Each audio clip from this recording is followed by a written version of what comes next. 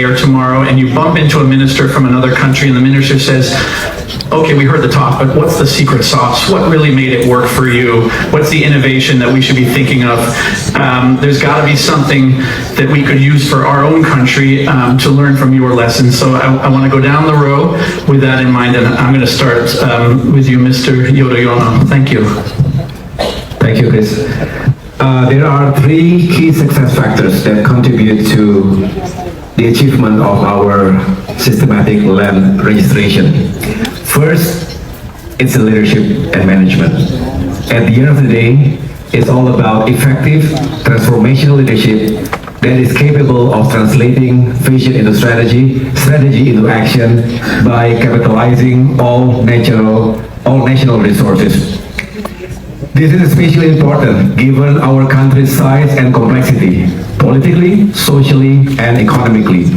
With more than 17,000 islands, Indonesia is the largest archipelago, and with more than 275 million people, we are the fourth most populous country in the world. We are also a very diverse nation, a vibrant democracy.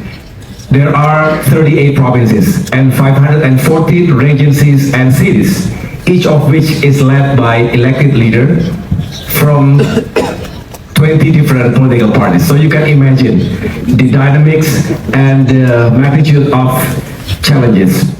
Indonesia is also a member of G20. Our middle class is growing, but we must work very hard to uplift our brothers and sisters who are at the bottom 40%, so we can all escape from the middle income trap. So our biggest challenge is how we can balance our land allocation, that we can always support high economic growth, improving people's welfare, reducing poverty and inequality, while at the same time protecting and preserving our environment. And other crucial challenges are regarding the overlapping regulations, which could result in issues of overlapping boundaries, normally mainly between forest and non-forest areas. And it will be much worse, more problematic, when different maps are used by different ministries and government agencies. So prolonged conflicts may arise between landowners, be it individual citizen or corporation or the state itself.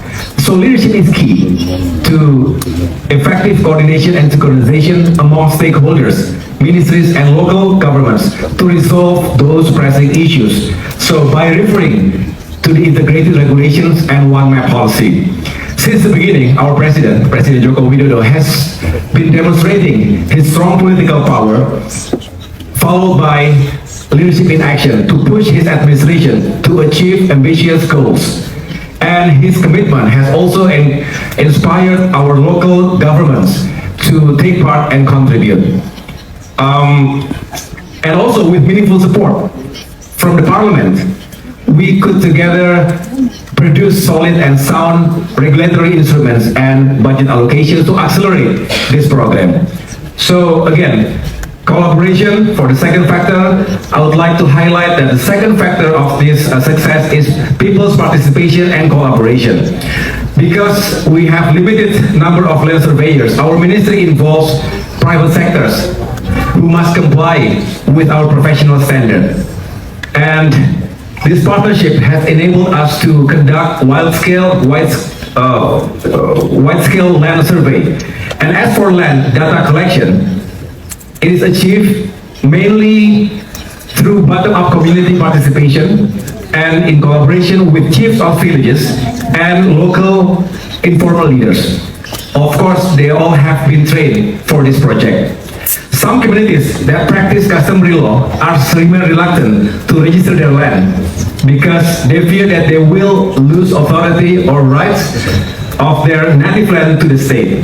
So to overcome this issue, we must approach them respectfully and in accordance with local wisdom and culture. So far we have issued communal titles for indigenous people in West Sumatra, in Papua and other regions. This policy brings legal certainty, economic opportunity, as well as environmental sustainability for the communities. And last factor, the third one, the adaptive approach to new challenges and opportunities. Our government is currently focusing on digital transformation in all aspects of bureaucracy and public administration, which include the implementation of electronic certificate.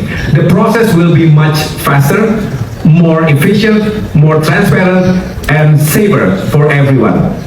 So we are targeting 104 cities and agencies to have implemented the electronic services by the end of 2024. We are also modernizing our hardware and software to catch up with the latest technological development. However, new technology requires new competencies and skill sets.